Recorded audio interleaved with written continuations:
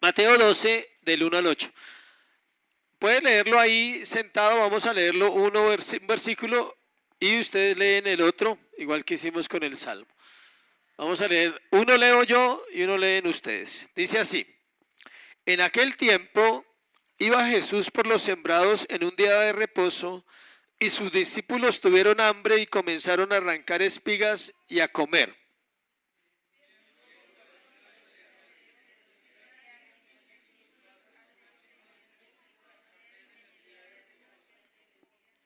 Pero él les dijo: ¿no habéis leído lo que hizo David cuando él y los que con él estaban tuvieron hambre?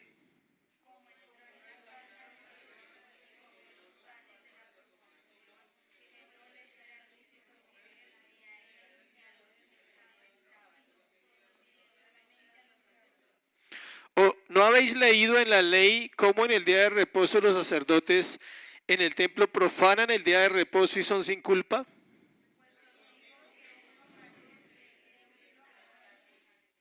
Y si supieses qué significa misericordia quiero y no sacrificio, no condenaríais a los inocentes, porque el Hijo del Hombre es Señor del día de reposo. Padre, gracias. Pedimos que nos hables, Señor, en tu palabra, que este pasaje sea claro para nosotros, que lo podamos escudriñar a la luz de la misma Escritura, que podamos hablar lo que Mateo quiere contarnos esta mañana, sobre todo tus palabras que son verdad, Señor. Oramos en Cristo Jesús. Amén y amén. El Señor del día de reposo, vamos a hablar. Es un tema para muchos nuevo, para otros lo hemos venido viendo durante estos años y estamos en esa tarea de ir entendiendo cada día más qué es el día de reposo. El día de reposo es equivalente al día de reposo cristiano también. Para nosotros se llama así el día de reposo cristiano, pero el título lo ponemos de acuerdo al pasaje porque estamos bajo la ley, acuérdense. No nosotros, sino en el pasaje. Nosotros nos ceñimos al pasaje y el pasaje de Mateo está bajo la ley. No se ha escrito el Nuevo Testamento, nosotros lo tenemos acá, pero en el momento en que sucedió esto, Señor Jesucristo está cumpliendo ¿qué? La ley. El tema del día de reposo es un tema fundamental para la eclesiología de una iglesia. Sabemos que el Señor vivía bajo la ley, es decir, los evangelios todos están escritos bajo la ley según la vida que Jesús llevaba. Entonces, cuando se habla del día de reposo se está refiriendo al séptimo día. ¿Cuál es? El sábado, el sabbat, le llaman el sabbat, que es el sábado. Este día, al igual que muchas observancias de la ley, era una sombra de lo que había que devenir. Es decir, el Antiguo Testamento nos está diciendo que iba a venir un cambio en esa ley del sábado. Por ello es que el día de reposo cristiano no es el sábado. Así como no matamos corderos, no matamos bueyes, tampoco guardamos el sábado porque era una sombra de lo que venía, que era la ley que el Señor va a establecer, que está bajo la gracia, y es el día que Él resucitó.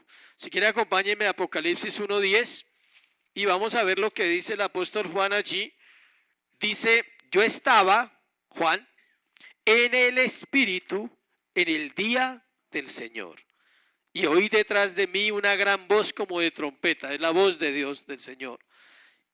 Por eso nosotros celebramos no el séptimo día de la semana, sino el primer día de la semana. El día que Cristo resucitó, entonces es el día de descanso para los cristianos. Para los judíos era el día ¿qué? Sábado. De hecho, los judíos originales lo celebran todavía. Ellos celebran el sábado. El viernes cocinan todo, hasta las 6 de la tarde. Es pecado trabajar. Pero ahora vamos a mirar si estos fariseos y estos líderes que hacen la pregunta ahí estaban bien o estaban mal. Desde el capítulo 12 de Mateo hasta el capítulo 20 vamos a encontrar más hostilidad hacia el Señor, más ataques, más juicio contra Él. También vamos a ver que a pesar de eso Él continúa su ministerio y todo lo que Él dice lo dice basado en esa hostilidad. Es decir, contrarrestando doctrinas, enseñando y predicando. Una hermenéutica incorrecta del día de reposo en las Escrituras llevará a otras interpretaciones incorrectas. Este es otro tema parecido al de la escuela, la disciplina. Muchas iglesias no entienden qué es el día del Señor, no lo guardan como debe ser, y es importante que nosotros vayamos aprendiendo cómo se guarda el día del Señor, aunque no estemos todo el día acá. Pero podemos guardarlo con nuestras acciones y muchas cosas que hacemos fuera de la iglesia el domingo. Esta doctrina no solo fue establecida por Dios, en la creación, sino que también hace parte del decálogo, es decir, es el cuarto mandamiento, tengan en cuenta eso. Entonces quiero que leamos dos pasajes de contexto del Antiguo Testamento antes de entrar a lo que vamos a mirar hoy. De hecho, los vamos a usar ahora. Génesis 2, 1, 3, que es el pasaje central del día de reposo. Génesis 2, 1, 3, búsquelo. Ojalá usted pueda leer las citas cuando las leemos, no solo anotarlas, sino que usted pueda buscarlas en su Biblia y leerlas, porque ahí es cuando uno entiende la Escritura. Dice, Génesis 2, del 1 al 3. Fueron pues acabados los cielos y la tierra y todo el ejército de ellos. Y acabó Dios en el día séptimo la obra que hizo y reposó el día séptimo de toda la obra que hizo. Y bendijo Dios al día que y lo santificó, porque en él reposó de toda la obra que había hecho en la creación. Entonces, note que esa doctrina no es de la ley. Algunos dicen que es de la ley, algunas iglesias, y no guardan el domingo, entonces no lo ven importante, por eso se congregan un sábado, no hay problema. Muchas iglesias se congregan los sábados haciendo el culto principal de la iglesia, lo cual no debe ser así. Y tenemos Éxodo 20, que es otro pasaje que nos dice que es un mandamiento del decálogo. Ya sabemos que es un decálogo, ¿cierto? O si alguien no sabe, son 10, decálogo, 10. Los 10 mandamientos. Éxodo 20, del 8 al 11. Dice, acuérdate del día de reposo, ¿para qué? Santificarlo. 6 días trabajarás y harás toda tu obra, mas el séptimo día es reposo para Jehová tu Dios. No hagas en él obra alguna, tú, ¿quién más? Ni tu hijo, ni tu hija, ni tu siervo, ni tu criada, ni tu bestia, ni tu extranjero que está dentro de tus puertas. Porque en 6 días hizo Jehová los cielos y la tierra, el mar y todas las cosas que en ellos hay, y reposó en el séptimo día. Por tanto, Jehová bendijo el día de reposo y lo santificó. ¿Dónde lo bendijo y dónde lo santificó? En Génesis. Moisés está repitiendo lo de allá. Está diciéndole a los israelitas que estaban en Egipto, ellos no guardaron durante 430 años el día de reposo, porque eran esclavos. Escucha la frase, se la voy a parafrasear. Muchos esclavos no guardan el día de reposo. Es así. Ellos, ¿por qué no guardaban el día de reposo Israel? Porque eran esclavos. Ahora invirtamos la frase. Muchos esclavos no guardan el día de reposo. Eso es lo que Moisés está haciendo allí. Entonces tendremos 2 temas sobre el día de reposo hoy y dentro de 8 días, que es el otro pasaje que sigue, para encontrar en la Escritura su importancia para los creyentes verdaderos, su validez, es válido, su vigencia y cómo debemos vivirlo. Solo es un abrebocas porque eso hay que profundizar mucho tiempo en ese tema. Entonces tendremos ese proceso ahí. Es muy normal escuchar este pasaje, muchos se lo saben de memoria, Hebreos 10:25. ¿Alguien se acuerda sin mirar en la Biblia qué dice? Pensé que todos se lo sabían. Tarea. No dejando, ahí sí, como algunos tienen por costumbre. ¿Cuánto más, dice, viendo que el día del Señor ¿qué? Se acerca? Imagínense. ¿Cuánto más si sabemos que Él vuelve? ¿Qué tal venga un domingo y la iglesia vacía? ¿Qué tal llegue un domingo y la iglesia vacía? Alguien decía que ojalá no llegue un 31 de diciembre, porque muchos cristianos son onzunos, son hasta noviembre. En noviembre se olvidan que son creyentes. Entonces es muy normal citar este verso donde el autor nos exhorta a no dejar de congregarnos, pero nos quedamos solo con las palabras ahí. Pero no nos detenemos a pensar por qué es tan importante para alguien que dice seguir a Cristo congregarse regularmente los domingos. Los reformadores tomaron esa doctrina de la forma correcta y escudriñaron las escrituras obedeciendo a Dios en el cuarto mandamiento. Recuerden que en varios países como Inglaterra, Escocia, Holanda, Alemania, Suiza, en Ginebra, Suiza, ¿cuál se me escapa ahí de los países? Son 8 países de Europa. Todos el día sábado por la tarde se cierran los negocios y vuelven a abrir ¿hasta cuándo? Hasta el lunes. Aún hay países que están haciendo eso, ya se ha perdido, pero ahora lo hacen, pero ya no para ir a la iglesia, sino para ir al parque, a la piscina, a la familia. Ahora es la familia, pero no es para eso que el día domingo es. El día domingo no es para la familia como muchos lo han establecido culturalmente. El día domingo es ¿para quién? Para el Señor. Y sí se puede estar con la familia, pero hay una prioridad: Dios y la familia. No la familia y Dios no está. Entonces comamos y bebamos porque mañana moriremos, dice el profeta Isaías. Entonces vamos a mirar hoy esta doctrina muy importante, asentar ese fundamento para nosotros como creyentes, el cual se va a seguir ampliando a través de los sermones que correspondan de acuerdo a lo que estemos aprendiendo. Entonces lo primero que vamos a ver es qué significa el día de reposo cristiano. Vamos a ver qué significa basado en los primeros 2 versos, porque los que preguntan allí son los fariseos y los escribas. Las mentes más brillantes de la época le preguntan al Señor. Entonces leámoslo, dice: en aquel tiempo iba Jesús por los sembrados en un día de reposo. O sea, usted lo puede leer así: en aquel tiempo iba el Señor Jesús por los sembrados el sábado. También lo puede leer así. Y sus discípulos tuvieron hambre y comenzaron a arrancar ¿qué? Espigas y a comer. Viéndolo los fariseos le dijeron: he aquí tus discípulos hacen lo que no es lícito hacer en el día de reposo, le dice. O sea, ellos ven la escena de Jesús con sus discípulos y ellos tal vez entran a un cultivo, por el camino van y entran a un cultivo y empiezan a arrancar eso y a espigas y a comer. Y los fariseos como que vivían era vigilando al Señor a toda hora detrás de él. Y le dicen: bueno, ¿y ellos por qué hacen eso? Y empiezan a citar ¿qué? La ley. Se la citan al dueño de la ley, a Cristo, a Dios. Hablar de este tema hoy en día es algo que muchas iglesias ni siquiera hacen, debido a que quizás no es muy importante. Se da por sentado que ir a la iglesia el domingo es suficiente para guardar el día del Señor y ser cristiano.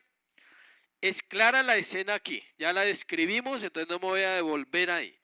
La espiga que se nombra aquí probablemente es de trigo. Los que saben más de eso, porque yo no soy agrícola, pero estudio, dicen que hay varios tipos ¿de qué? De espigas. Yo pude investigar y me fui por las más comunes: maíz y cebada y trigo. Pero hay una seguridad, aunque no lo dice el texto, que lo que allí había era ¿qué? Trigo. Tanto por las predicaciones del Señor como el contexto de Israel y la cultura de Israel. Cuando los fariseos ven, o sea, si hubiese sido en Boyacá, hubiese sido ¿qué? Maíz o cebada. ¿Cuál? ¿El trigo? Eso. Entonces cuando los fariseos ven lo que hacen los discípulos del Señor, dicen que no es lícito hacer eso porque es el día sábado.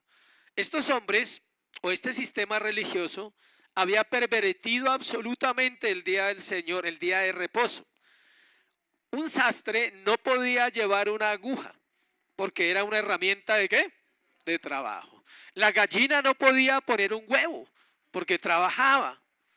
Si usted regaba algo en el piso, no podía trapear, o sea, limpiar, porque estaba trabajando.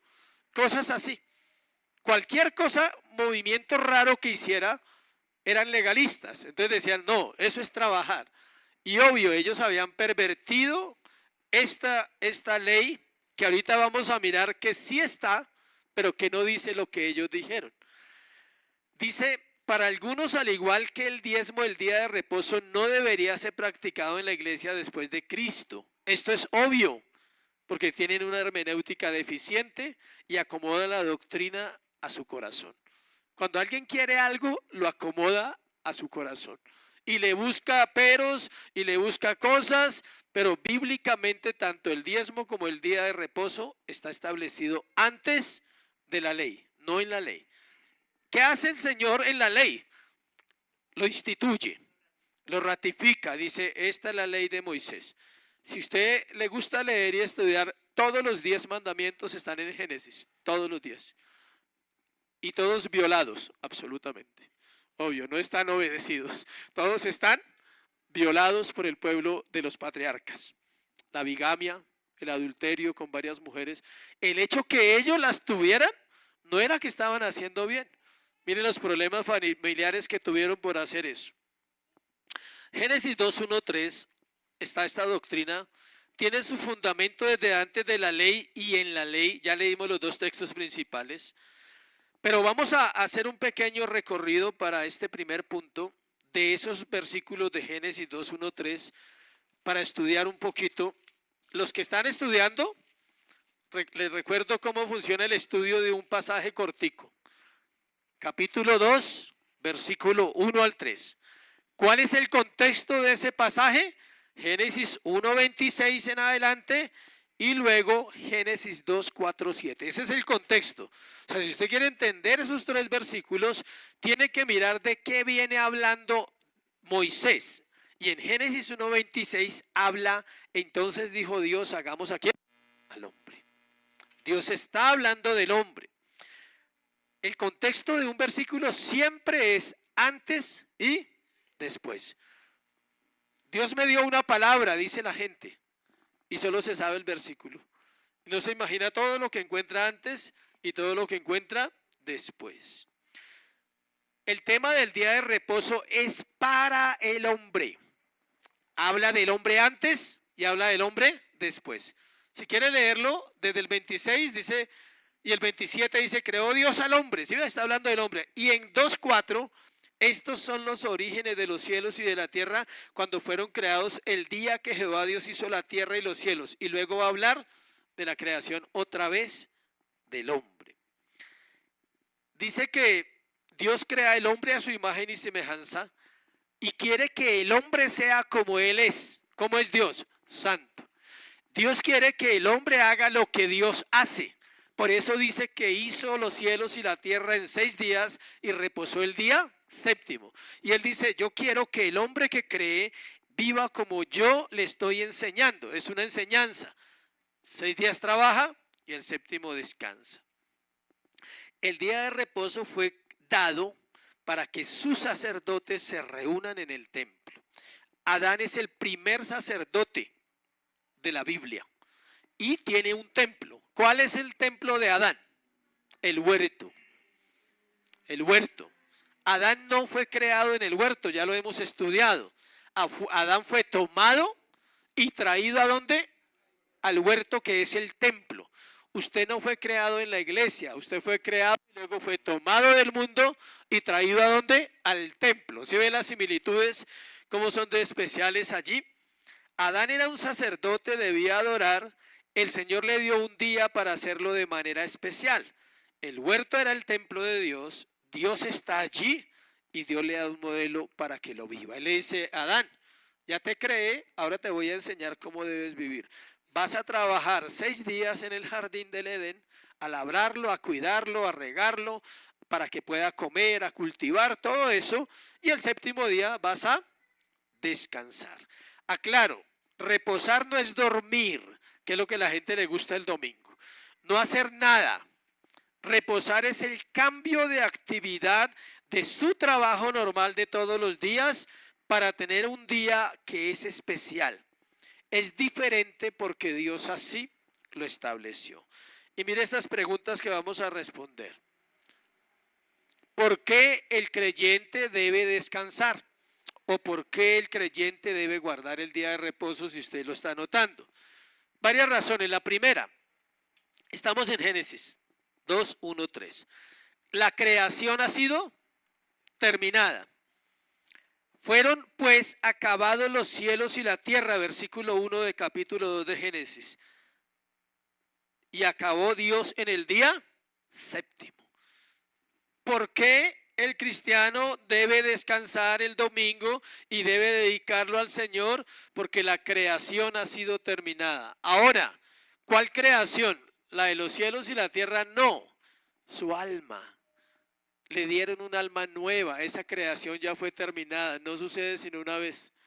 Nadie nace dos veces el nuevo nacimiento, nace una vez en Cristo. Ya terminó la obra, Él dice, ya te di un alma nueva, descanse. No peque más, no siga pecando. Ahora dedíquese a ¿qué? A descansar en mí. No sé si ya se dieron cuenta que está relacionado con Mateo 11, 28, 30. Venid a mí, los trabajados y cargados, que yo os haré descansar. Inmediatamente introduce la doctrina del día de reposo. Y él dice, el día que tengo que venir a descansar en el Señor es el domingo, porque doy cuentas, me pongo a cuentas con mi Señor, le adoro, le sirvo, cumplo los parámetros que Dios ha establecido, descanso en el Señor. No lo hago a mi manera, sino lo hago a la manera de Él. Hay un anuncio allí, Dios acabó la obra de su creación. Mire tan chévere lo que hace Dios. Hace la obra y ahora no se fue a dormir. Ahora su tarea es sostener lo que creó. Dios le dio vida nueva, ahora su tarea es sostener esa vida nueva. ¿Y cómo lo hace? Guardando el día del Señor. El día del Señor sostiene las obras que hacemos en la semana, para los que no saben. ¿Qué obras hizo esta semana? ¿Pecó? Hoy puede solucionar algo de eso, guardando el día, arrepintiéndose, reconociéndolo ante el Señor en la cena, limpiándose. ¿Sí ve? Tiene un sentido. Todo lo que hizo en la semana mal, lo puede hoy arreglar con el Señor. Y lo que hizo bien, puede agradecer. ¿Sí ve? No es solo mal. Puede decirle gracias. Fue una semana excelente esta para mi vida. Obvio que todas las semanas no va a decir eso, tranquilo. Va a haber unas donde dice, uy, fue difícil. El día Dios reposó, otra parte. ¿Por qué el creyente debe descansar? Porque Dios lo hizo y usted no es Dios. Si Dios lo hizo, ¿por qué nosotros no lo podemos hacer? Si Dios reposó, ¿por qué el hombre no lo hace? En hebreo la palabra para reposo es Shabbat, el Shabbat. El día séptimo. Dios no reposó porque estuviera cansado, agotado como sus criaturas. Dios no se cansa, no se agota porque no es un hombre. No necesita reponer fuerzas, usted sí. Necesita renovar su mente, refrescar ese cerebro que toda la semana está pensando. Hoy lo refresca con una enseñanza, con una palabra, con una oración, con cánticos. Al terminar su templo, Él no se agota, no necesita reponer fuerzas de un día para otro. Cuando Él terminó su templo, que era la tierra, fue su obra, ahora reposa siendo rey de toda la creación. Acompáñeme a Isaías 66:1, para que mire lo que dice el profeta allí. Isaías 66:1 es muy bonito. Dice, Jehová dijo así, el cielo es mi trono y la tierra el estrado de mis pies. La tierra es el templo de Dios, un templo que el hombre ha corrompido, ha dañado, ha destruido, pero sigue siendo el templo de Dios. ¿Saben qué nos basamos? En que el templo tiene que ser ¿qué? Restaurado. Apocalipsis. Él lo dice, Jehová dijo así, Dios lo dijo, el cielo es mi trono, la tierra el estrado de mis pies. ¿Dónde está la casa que me habréis de edificar? ¿Y dónde el lugar de mi reposo?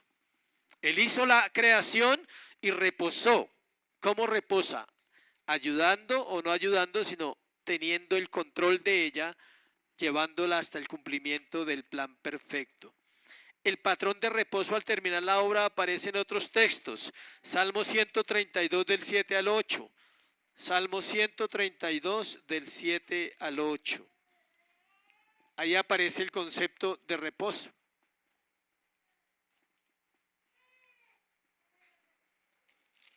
Mire lo que dice.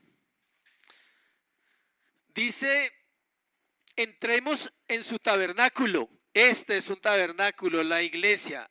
Nos postraremos ante el estrado de sus pies, ante su gloria. Levántate, oh Jehová, al lugar de tu reposo, tú y el arca de tu poder. Este es el arca de tu poder, la iglesia. Y versículo 13 y 14 del mismo Salmo.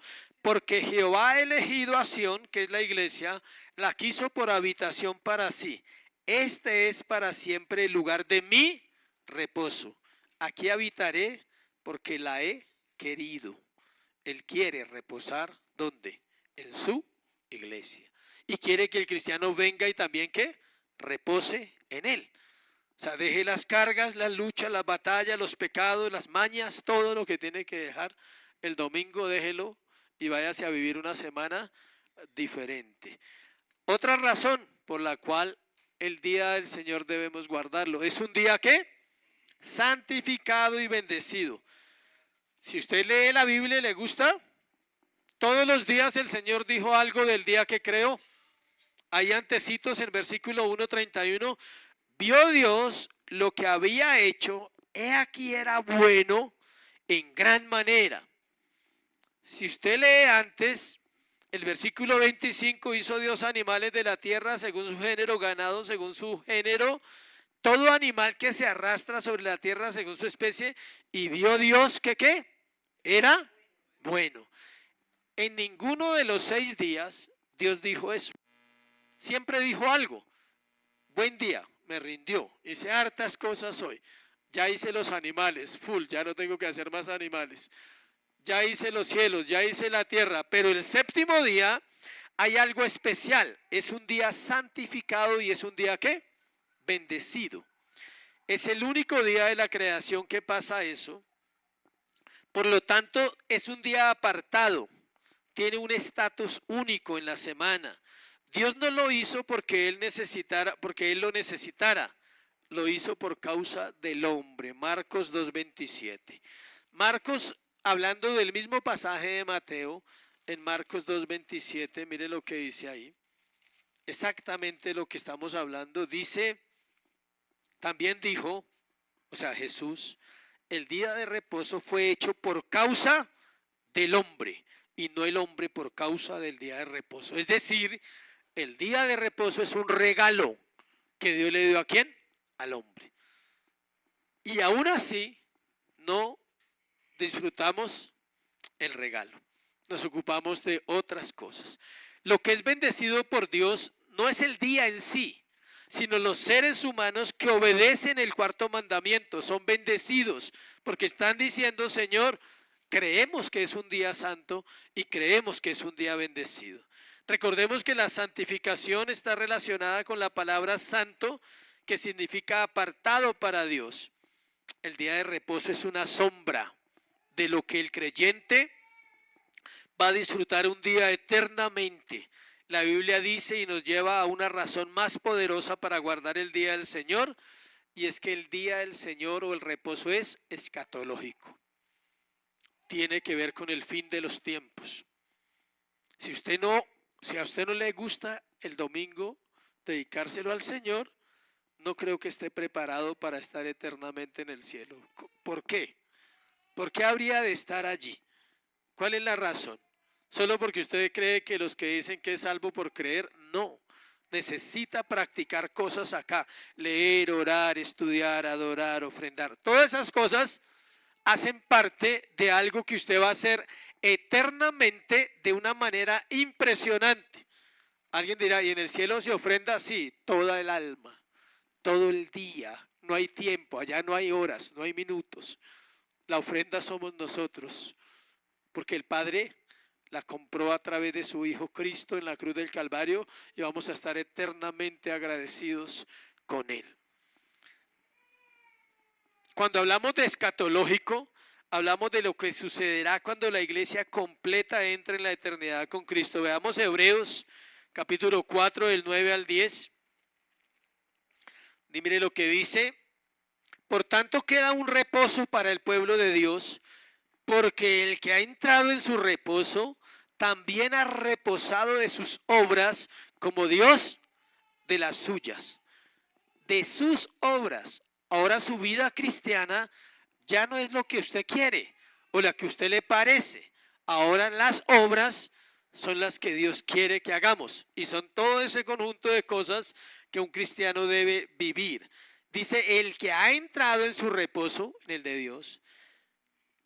Dice que, porque el que ha entrado en su reposo también ha reposado de sus obras. Las obras de la carne se van acabando poco a poco. Y luego dice, en el 9, que queda un reposo. O sea, todavía no está completo. Ya tenemos este reposo, pero falta uno más completo, que es cuando estemos con el Señor. Lo que los fariseos decían del día de reposo era contrario a las escrituras. Deuteronomio 23, 25, ahí está la prueba. ¿El Señor la conocía? Claro.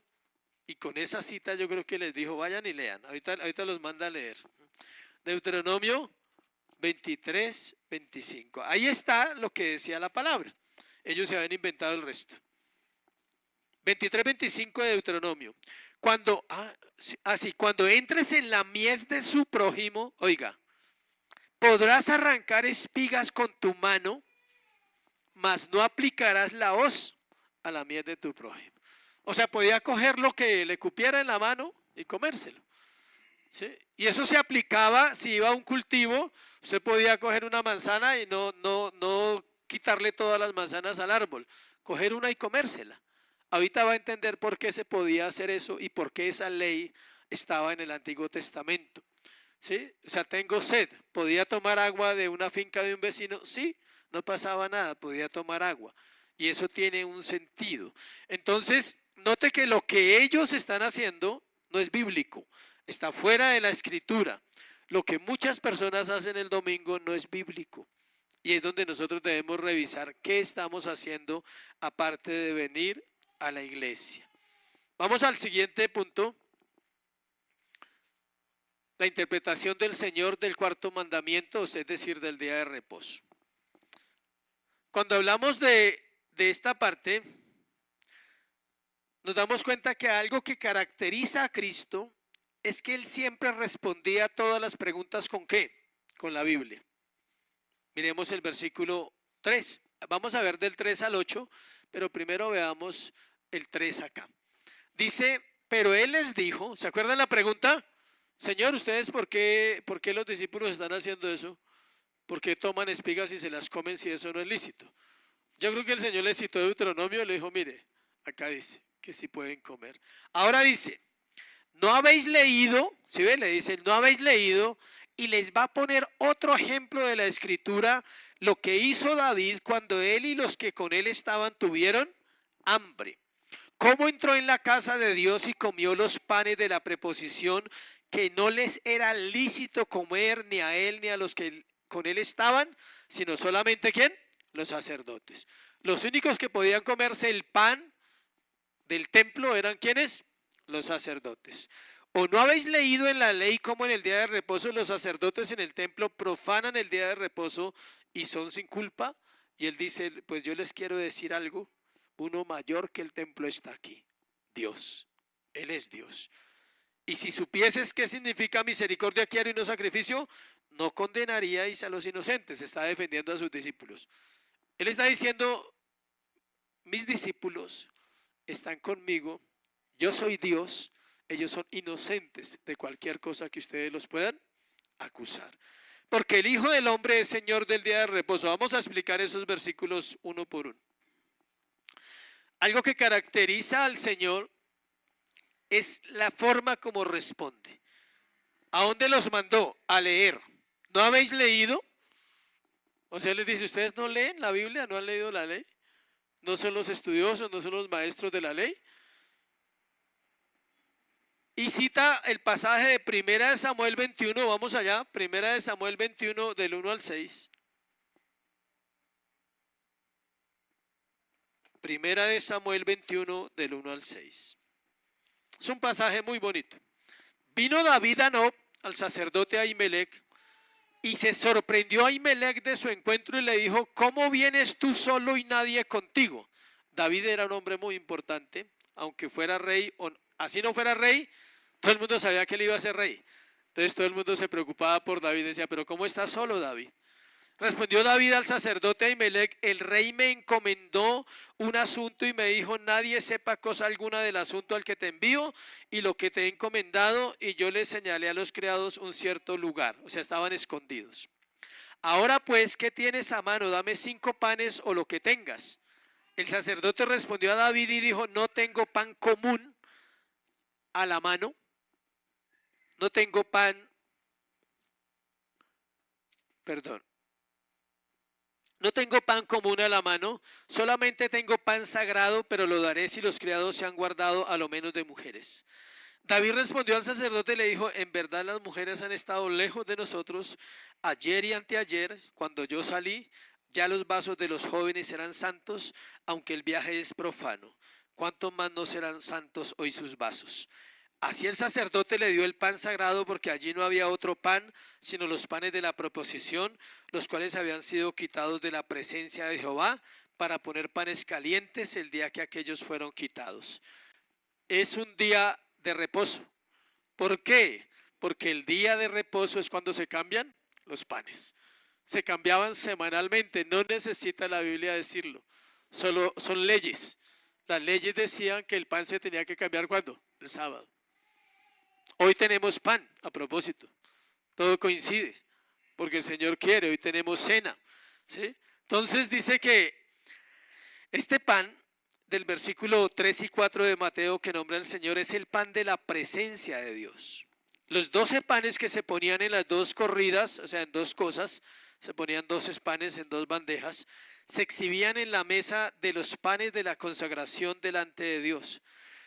¿Qué representan los 12 panes? Las 12 tribus de Israel, y simbolizan la comunión del pueblo con Dios, que reciben el pan de Él, comiendo con Él y viviendo para Él, consagrándose a Él. Eso significan los panes, una ofrenda que se le daba al Señor. El sacerdote Ahimelech que leímos ahí, él sabe que David es el ungido de Dios, escuche. Y él sabe que David no haría nada que dañara su testimonio. Ahora, David es un tipo de Cristo. Cristo es el cumplimiento de esa palabra. David está ¿con quién? Con sus guerreros. ¿Y Jesús está con quién? Con sus discípulos. Jesús está cumpliendo esa escena de allá. Hay un paralelo entre David y los guerreros y entre Jesús y los discípulos. Vamos a mirar por qué él podía comer. La primera es la necesidad de ¿qué? La necesidad no tiene ley. Esa es la primera parte. La necesidad no tiene ley. ¿Sí está un poquito ubicado? Eso se aplica hoy en día. Hay normas que se pueden romper cuando hay una necesidad humana, como la vida. Voy a poner el ejemplo que siempre pongo. Por alguna razón podríamos dejar la puerta abierta aquí abajo por error, y de pronto sube una persona corriendo acá y interrumpe esta reunión y dice: me van a matar, ayúdenme, ¿sí? ¿Cuál es nuestro deber? Ayudarle. No podemos decir: no, pero usted no es cristiano. La ley. No, pero ¿quién lo invitó a este culto? O sea, ¿sí? O preguntarles: ¿quién lo invitó? No, nadie lo invitó, sáquenlo. O sea, no. Tenemos que ayudarle. Entonces podríamos decirle que se esconda allá atrás en la bodega arriba. Allá, meterlo en la bodega arriba del baño allá atrás y taparlo. Y de pronto llegan los que lo van a matar y preguntan: aquí entra un hombre así, así, y podemos mentir. ¿Sí sabía que podemos mentir en ese momento? La ley nos exime en ese momento porque hay una ¿qué? Necesidad. La ley no está por encima de la necesidad. Eso es un ejercicio diario que el cristiano tiene que estar alerta. ¿Cuándo puede faltar a la ley? Cuando por encima de la ley está ¿qué? La vida del ser humano. Cuando tiene que defender una vida, cuando no no puede participar de que van a matar a alguien. ¿Quién hizo eso en la Biblia? Varios ejemplos hay. Rahab, la ramera. Ella escondió a dos y mintió públicamente. Alguien decía, ¿la Biblia dice mentiras? No, la registra, pero la Biblia no dice mentiras. La Biblia no miente. ¿Qué obtuvo ella por ese acto? ¿De quién? De toda su familia. Pero tranquilo, su familia no se va a salvar por eso, tranquilo, ¿no? Es un ejemplo. Pero podemos decir, y los hombres miran y dicen, vamos a mirar, miren, escuche, miren. Y uno puede confiar que si es del Señor, el Señor va a guardar que no encuentren a esa persona. No, aquí no está, y se van. Teníamos que hacer eso. Y hay muchos ejemplos de necesidad donde a alguien se le puede ayudar porque está por encima de ¿qué? De la ley. Ahimelech sabía que él era el ungido del Señor y tenía que alimentarlo, tenía que darle los panes. Y sabía que la palabra de David era cierta, era un hombre verdadero. Por eso le pregunta, ¿están santos los hombres? O sea, ¿no han fornicado? Porque estaban en guerra y en la guerra hay pecados sexuales también. Y David da su palabra y dice, no, ellos están santos, por lo menos ayer y antier no, ya sus vasos están santos. ¿Sí ve? No eran cualquiera a los que él estaba ayudando. No era cualquiera el que estaba diciendo que podían comer espigas, era Dios a sus discípulos que les está diciendo, si fuera ilícito, el Señor los hubiera exhortado. No tomen eso. Como cuando Pedro fue a sacar la espada, le dice, no, Pedro, a espada no. No era lícito en ese momento. Comer espigas era lícito. Y el Señor sabía que le iban a hacer la pregunta. Entonces, la necesidad no tiene ley, tenga en cuenta. Está por encima de la ley, sobre todo cuando se trata de la vida del ser humano. Cuando usted puede ayudar a alguien de verdad, porque esa persona es la vida la que está en juego. Eso es muy importante. Toda regla tiene su excepción. Versículos 5 y 6. ¿O no habéis leído en la ley como el día de reposo los sacerdotes en el templo profanan el día de reposo y son sin culpa? Pues os digo que uno mayor que el templo está aquí. Los sacerdotes en el día de reposo, ¿qué decía la ley? Acuérdense, que no debían, ¿qué? ¿Qué dice la ley del día de reposo? Que no se debe trabajar.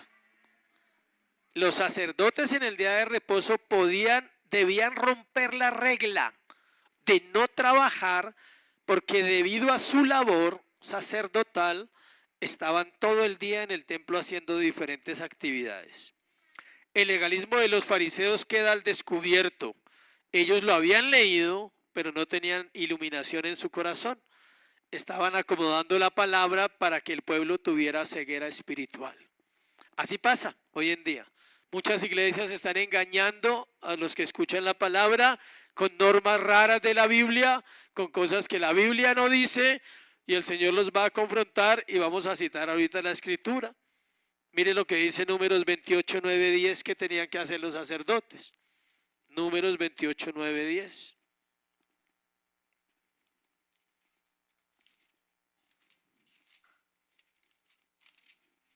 Dice, mas el día de reposo, 2 corderos de un año sin defecto, 2 décimas de flor de harina amasada con aceite como ofrenda con su libación.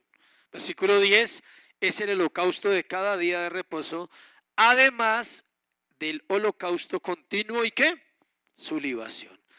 El sábado tenían que llevar el doble de la ofrenda. Entre semana era un cordero diario y 5 décimas. El sábado tenían que llevar el doble. Es decir, tocaba matar más animales, tocaba estar ocupado, tocaba estar pendiente. El día de reposo los sacerdotes trabajaban el doble porque estaban ministrando al pueblo en el altar del Señor. Tenían que matar animales, tenían que levantar los cadáveres de los animales, colocarlos sobre el altar.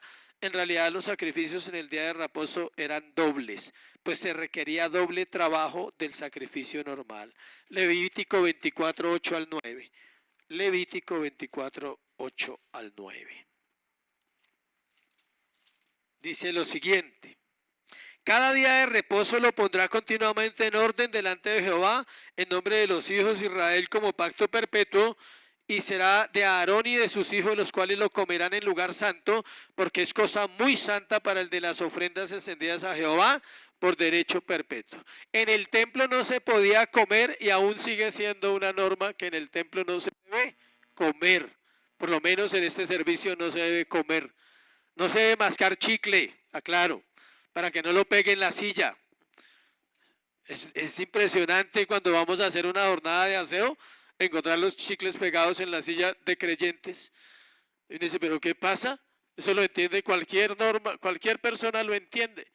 En el templo no se podía comer, pero los sacerdotes profanan, dice ahí. ¿O no habéis leído en la ley como en el día de reposo los sacerdotes en el templo qué? Lo profanan, entre comillas. O sea, hay reglas que tienen ¿qué? Excepción. Ellos no, imagínense todo el día cortando animales, ofreciendo sacrificios. ¿Dónde comían? ¿Se iban a la casa a comer? No, tenían que comer ahí en el templo. Eso no era permitido entre semana, solo era permitido para ellos. Solo para los sacerdotes eran los que podían comer. Eso tiene una aplicación para los que servimos, y es que los que servimos comemos, escuche, se lo digo sin temor, de las ofrendas. Nosotros comemos y vivimos de las ofrendas de la iglesia, y eso no es antibíblico. Somos sacerdotes y la Biblia lo permite y lo dice, tanto antiguamente como en el Nuevo Testamento también. El ejercicio entonces de las funciones de estos hombres era doble. Versículo 6. Cuando el Señor dice esto, está afirmando su autoridad divina. ¿Qué dice? Uno mayor que el templo está aquí. Algo más grande, alguien más grande, un tesoro más precioso, el don del cielo está aquí, la autoridad del cielo está aquí, todos mis derechos es porque soy Dios y nadie es mayor que yo, y puedo dejar que mis discípulos coman espigas. Eso fue una vaciada para los fariseos. Eso era como decir, ustedes no entienden nada de la ley. Si los hombres pueden muchas veces encontrar una justificación válida para hacer cosas que parecen ilícitas, ¿cuánto más Dios, que conoce todas las cosas y estableció las leyes del cielo y de la tierra? O sea, las normas tienen su excepción. En la iglesia también. Hay cosas que a veces no se pueden hacer por alguna circunstancia de fuerza mayor, tenemos que entenderlo. Y usted no puede molestarse ni volverse cuadriculado o cuadriculada. Es que la silla siempre la ponen así, hoy la pusieron diferente. No me gusta como pusieron las sillas hoy, no me gusta. Eso, hay excepciones en muchas cosas, en los cánticos. Algún día las cosas no serán como todos los domingos, ¿sí? De pronto ellos se equivocan, hay que entender, somos humanos. Hay cambios en la cena, antes lo hacíamos de una manera, ahora lo estamos haciendo de otra que aprendemos. Y esa es la iglesia. Las normas tienen su excepción. Los principios son más poderosos que las normas, tengan en cuenta eso. Y detrás de una norma hay un principio. Y finalmente versículo 7, versículo 8. Siempre es correcto mostrar ¿qué? Misericordia. Esta es la parte más importante del sermón. En el versículo 7 el Señor usa las palabras que usó en Mateo 9:13, devuélvase, 9:13. Y recuerde dónde estaba, 9:13. Y pues y aprended lo que significa misericordia quiero y qué, no sacrificio, porque no he venido a llamar a justos sino a pecadores al arrepentimiento. ¿Dónde está Jesús en capítulo 9, versículo 13? En la fiesta de los publicanos y los pecadores con Mateo el publicano. Es allí donde él cita las palabras del profeta Oseas, y ahora las cita aquí delante de los fariseos y les dice, misericordia quiero, si supieseis, o sea, ellos no lo sabían. ¿Qué significa misericordia quiero y no sacrificio? No condenaríais a los inocentes. Este es el problema serio de los fariseos. ¿Carecen de qué? Misericordia. Ahora la respuesta es sencilla. Si usted carece de misericordia, hace parte de esa congregación. Suena feo, pero es así. Si nosotros como creyentes carecemos de misericordia, se nos aplican las palabras, si supieseis qué significa. No apreciaban la bondad. Para ellos no podía alguien remendar nada el sábado, porque ya era un sastre. O sea, si se le rompía la media, tocaba hasta el domingo. No podía remendar. Si la gallina ponía un huevo, la mataban. Imagínense. Y eran así. Si alguien caminaba más de 900 metros, lo multaban, pero para sacar plata. O sea, su intención no era correcta, eran normas, tenían 20.000 normas. Y solo hay 613 mandamientos en la ley, no más. Y usted no los puede cumplir y yo tampoco. Y solo hay 2 en el Nuevo Testamento. Amar a Dios. ¿Y a quién? Ahí habían podido también poner la palabra amar a Dios y tener misericordia con los demás. Eso es amar al prójimo. Solo 2, de 20.000 pasamos a 613. De 613 lo resumimos en ¿qué? 2. La ley pide 2. Esa es la ley y los profetas. Amar a Dios por encima de todo, dice. Y amar al prójimo como ¿quién? Como a mí mismo. Diga a mí mismo y verá que se ama harto. A mí mismo. En cambio, estaban condenando a los discípulos. Ellos no condenaban a Jesús porque igual sabían que él siempre les daba una respuesta correcta. Pero estaban echando a los discípulos. Por eso decimos que lo más probable es que ellos andaban detrás de Jesús espiándolo. Todo lo que hacía para coger algo, cazar algo. Con respecto a lo que los discípulos estaban haciendo, aquellas espigas de grano que se comieron, estos hombres hambrientos eran completamente inocentes. En ningún sentido estaban transgrediendo el mandamiento de la ley. Sin embargo, los fariseos eran hipócritas en sus corazones, homicidas en su corazón, porque ellos tenían una intención. Cuando usted tiene malas intenciones, las quiere justificar aún con la Biblia. Serio. Ellos ya tenían una intención mala. ¿Cuál? Matar a Jesús. Entonces, ¿qué están haciendo? Buscando algo que legalmente les diera el motivo para matarlo. Por eso cuando él dice que es Dios, ellos lo acusan ¿de qué? De blasfemia. Y encontraron el motivo. Hasta aquí no lo habían encontrado, por eso no lo podían matar, porque era una falta leve. Es importante explicar cómo nosotros podemos aplicar este versículo a la iglesia hoy. Escuche. Se refiere a aquellas personas que cumplen rituales externos, pero su corazón no cambia. Los sacrificios que el Señor cita allí son los sacrificios de la ley. Misericordia quiero y no sacrificios, de la ley del Antiguo Testamento. Él está diciendo, no quiero que maten animales, no quiero que traigan palomas, no quiero que traigan harina, no quiero nada de eso. Quiero su corazón misericordioso con un pueblo que ha sido instruido incorrectamente y que está cansado y trabajado y necesita ¿qué? Descansar. Eso es lo que les está diciendo a ellos. Ahora, ¿qué pasa en nosotros? ¿Cuáles acciones hacen que nosotros seamos como los fariseos? Por ejemplo, leer la Biblia, orar, asistir a la iglesia, diezmar, cantar himnos, participar de los eventos.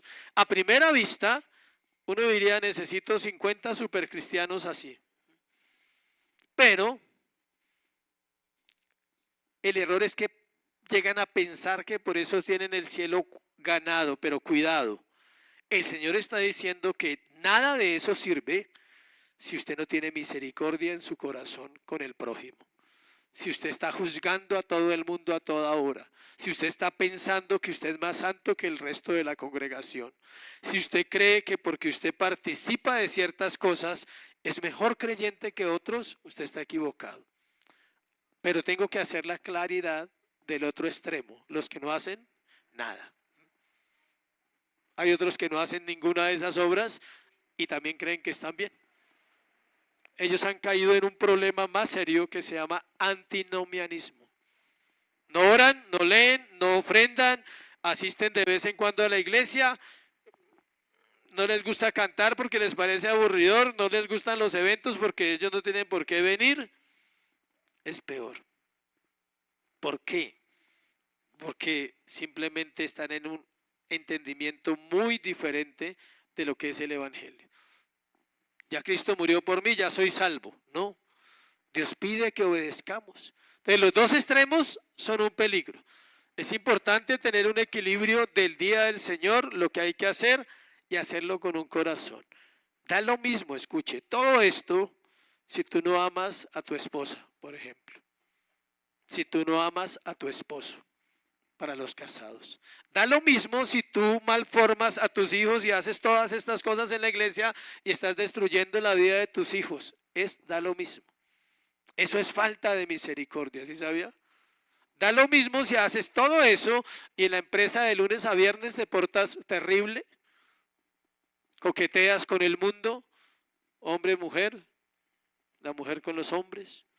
Da lo mismo si no das testimonio en tu casa, en tu barrio, en tu empresa de que eres cristiano, da lo mismo que hagas esto. ¿Se te ha olvidado qué? La misericordia. Se te ha olvidado mostrar a Cristo hacia afuera. Acá lo mostramos perfectamente entre nosotros, pero como el Señor no se puede engañar, Él nos conoce. Los sacrificios son importantes, pero Dios solo los acepta si proceden de un corazón puro y humilde. O sea, que todo lo que nombré es importante hacerlo. Orar, leer, todo eso es importantísimo. Pero solo es aceptado por el Señor si procede de un corazón humilde, que reconoce y dice, yo necesito seguir creciendo en la fe y aprendiendo. Los escribas y los fariseos estaban tan implicados en los rituales y en la liturgia que habían olvidado el amor, la gracia y la compasión. Convirtieron la revelación en solo normas y en mentes frías y corazones vacíos. Ellos conocían la teoría, pero no la práctica. Escuche, conocer la teoría sin practicarla trae problemas. Y algunos dicen, no, mejor ya no estudio más. O sea, no, ya no estudio más porque voy a saber más. No, ahí ya hay un problema. Es decirle, Señor, dame la gracia, yo quiero aprender. Yo les conto, si les pudiera contar mi vida, cómo fue al principio, y compartí con los hombres la semana, el jueves, un tema sobre cómo el creyente cuando llega a la iglesia, escuche, es un impío y sigue siendo un impío durante un tiempo. ¿Por qué? Porque no conoce cómo vivir, no sabe cómo vivir. Necesita aprender a vivir. Y Romanos lo dice, que cuando éramos impíos a su tiempo, ¿qué? Cristo murió por nosotros. A una iglesia no llegan santos, llegan ¿qué? Impíos. Mis primeros años fue solo guerra, lucha y dolor, no más. Por no caer al mundo, por no pecar, por no fornicar, por no mentir, por no robar, por no drogarme. Esos fueron mis primeros años de vida cristiana. Una resistencia interna y lloraba y luchaba. No había descansado en la gracia. Descansé en la gracia cuando me di cuenta que no tenía fuerza y pequé peor. Cuando pequé peor y me di cuenta que era un miserable, que no tenía fuerzas en mí para resistir las drogas, el alcohol y la impureza, fue cuando entendí que debía depender de Él. Habían pasado 8 años sin consumir nada y en un instante, en 10 minutos, mi vida se desmoronó. Y por misericordia el Señor no me dejó allí. Y ahí entendí, porque el Señor me hizo entender, me dijo, por fin vas a conocer la gracia. Y ya predicaba la gracia, ya la había predicado. Ya había leído libros sobre la gracia. Ya entendía, supuestamente yo, ya entendía la gracia. Y el Señor me dijo, esto es gracia. Esto es gracia. Que tu vida es mía, pase lo que pase. Y esta es la gracia. ¿Sabe por qué uno necesita entender eso? Para no juzgar el pecado de nuestros hermanos. Y para no molestarme con el que peca y no hace caso.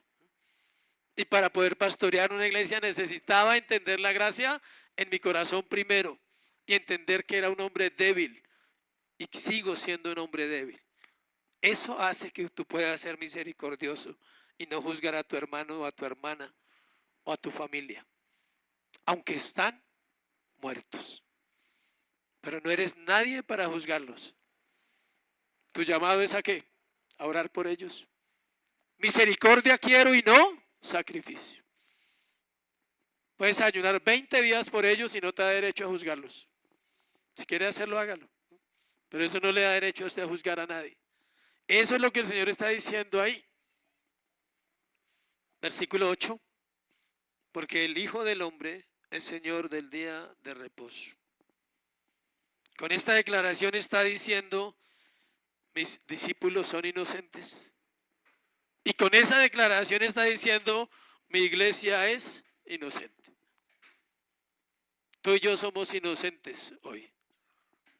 El acusador no tiene ningún argumento para decir que somos pecadores, pero lo somos. Así funciona la gracia. Por eso el evangelio es una locura y es para mentes que están casi locos los que lo entienden. ¿Cómo así? O sea, somos pecadores, pero somos inocentes. Sí, así es la verdad. O si no, no estarías aquí, no vas a ir al cielo si eres culpable. Para ir al cielo tienes que ser un pecador inocente, un pecador traído del mundo, un pordiosero que encontró pan. Ese es el cristiano. Y por eso va a ir a comer pan del cielo, porque entendió que no depende de él, no depende de sus fuerzas, depende del Dios, que es el Señor del día de reposo. El Señor cumplía el día de reposo, escuche.